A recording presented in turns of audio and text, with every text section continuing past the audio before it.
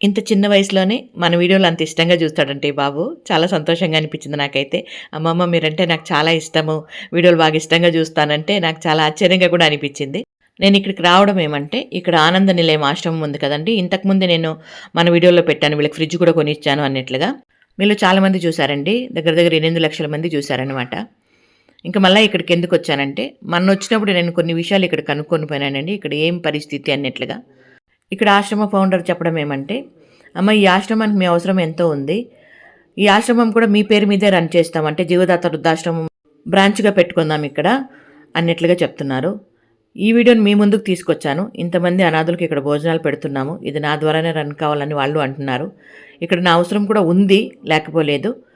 కాకపోతే ఇది day care centre. అట్లా కాకుండా ఫుల్ డే వీళ్ళకి షెల్టర్ ఇచ్చేటట్లు పెట్టుకొని మన పేరు మీద జీవదత్త వృద్ధాశ్రమం పేరు మీద రన్ చేద్దామా వద్దా? మీ అభిప్రాయం ఏమి మీరు తెలియజేయండి. ఓకేనా? ఇది ఇప్పుడు మన చిన్న